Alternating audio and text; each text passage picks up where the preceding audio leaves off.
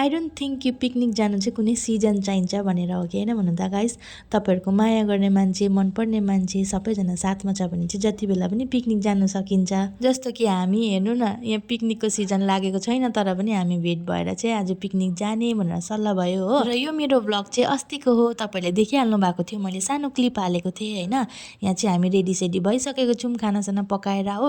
यहाँ टोटो पनि आयो, टोटोमा हामी सबैजना चढेर जाँदा जाँदै चाहिँ हामीले पुच्कावाला देख्यौँ बाटोमा हो। र पुच्कावाला देखेपछि त केटीहरूले कहाँ छोड्नु सक्छ हो कि होइन भन्नु त गाइस। त्यही भएर चाहिँ हामीले यहाँ पुच्का किन्यौँ, चाटहरू किन्यौँ र हामी जाँदै थियौँ। यहाँ टोटो चाहिँ कुनाल दाले चलाइरहेको थियो, टोटोवालाले चाहिँ साइडमा राखेर हो चलाउँछु कि चलाउँछु भन्दै थियो, सक्दै रहेछ चलाउनु। फाइनली हामी चाहिँ आइपुग्यौँ पिकनिक खाने जग्गा हो। र लास्ट हामी आउँदाखेरि चाहिँ हामीले डिसाइड गरिरहेको थियौँ कि अब नेक्स्ट आयो भने चाहिँ हामी पर गएर बस्नुपर्छ ल भनेर हो। र यहाँ हामी चाहिँ त्यहीँ जाँदै थियौँ हो। र यहाँ चाहिँ सानोबडे खोला थियो, खोला चाहिँ तरेर चाहिँ माथि जानु पर्थ्यो नि त होइन। र यहाँ चाहिँ म देखाउँदै थिएँ होइन। म चाहिँ यहाँ खोला पार, किनभने मैले त चप्पलै लगाएर आएको थिएँ नि त होइन। म चाहिँ खोला पार भइसकेको थिएँ हो। कृष्णलाई चाहिँ जिस्काइरहेको थियो, उसले चाहिँ स्यान्डल लगाएर आएको थियो नि त होइन। बहिनी तिमी लडे पनि लड तर पुच्का चाहिँ नझार ल प्लिज भनिदिरहेको थिएँ होइन उसलाई। कृष्णले चाहिँ होइन म सक्छु भन्दै आउँदै थियो हो।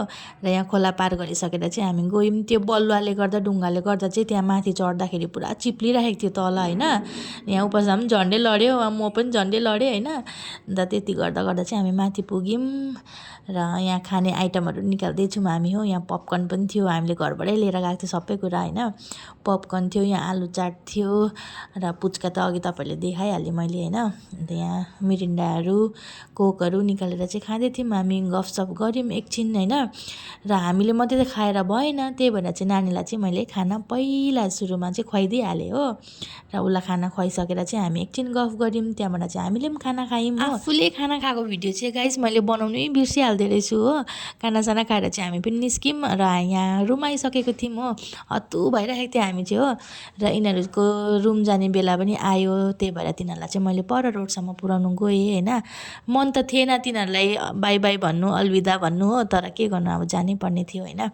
त्यही भनेर र आजको भिडियो यति नै छ। Thank you so much for watching guys.